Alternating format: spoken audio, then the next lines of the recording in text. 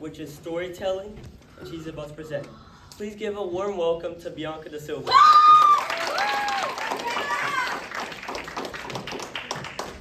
Thank you, Daniel, for that introduction. Hello, everyone.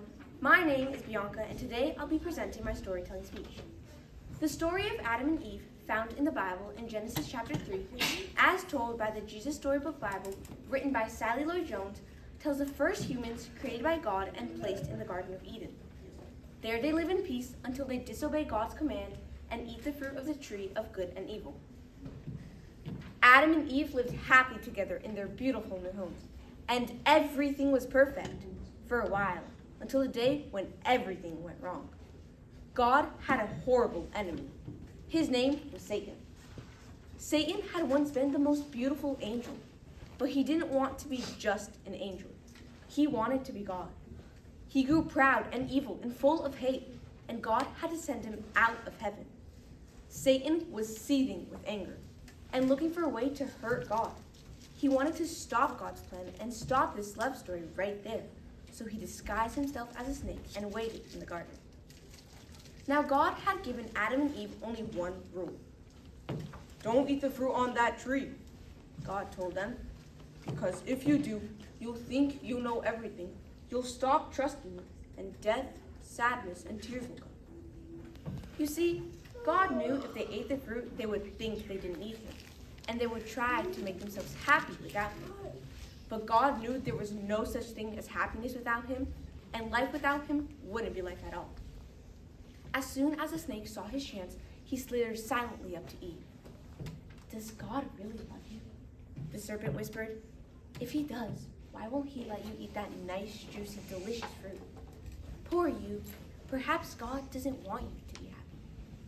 The snake's words hissed into her ears and sunk down deep into her heart like poison.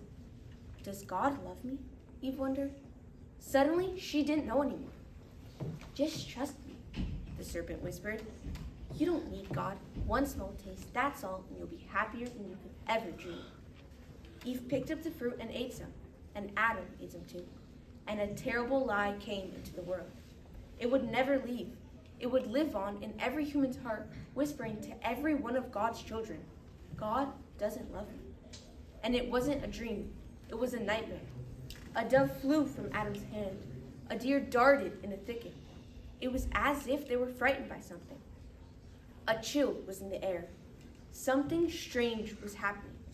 They had always been naked, but this time they felt naked and wrong, and they didn't want anyone to see them, so they hid. Later that evening, as God was taking his walk, he called them. Children? Usually Adam and Eve would love to hear God's voice and would run to him, but this time they ran away from him and hid in the shadows. Where are you? God called. Hiding, Adam said. We're afraid of you. Did you eat the fruit I told you not to eat? God asked. Adam said, Eve made me do it. What have you done? God asked. Eve said, the serpent made me do it. And a terrible pain came into God's heart. His children hadn't just broken the one rule. They had broken God's heart. They had broken their wonderful relationship with him. And now he knew everything else would break. God's creation would start to unravel and come undone and go wrong. From now on, everything will die, even though it was all supposed to last forever. You see, sin had come into God's perfect world, and it would never leave God's children, who would always be running away from him and hiding in the dark. Their hearts would break now and never work properly again. God couldn't let his children live forever, not in such pain, not without him. There was only one way to protect them.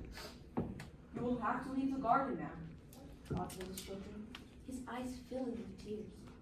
This place is no longer your true home. It's no longer the place for you anymore. But before they left the garden, God made clothes for his children to cover them. He gently clothed them and sent them away on a long, long journey, out of the garden, out of their home. Well, in another story, it would all be over, and that would have been the end. But not in this story. God loved his children too much to let the story end there. Even though he would suffer, God had a plan, a magnificent dream. One day he would get his children back. One day he would make the world their perfect home again.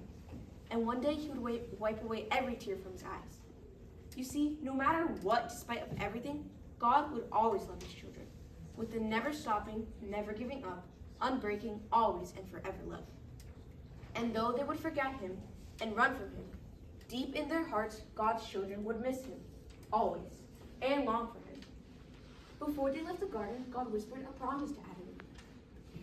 It will not always be so. I will come again to rescue you. And when I do, I'll battle against the snake. I'll get rid of the sin and the dark and the sadness you let in here. I'm coming back for you. And one day he would. God himself would come. Thank you for being a good audience.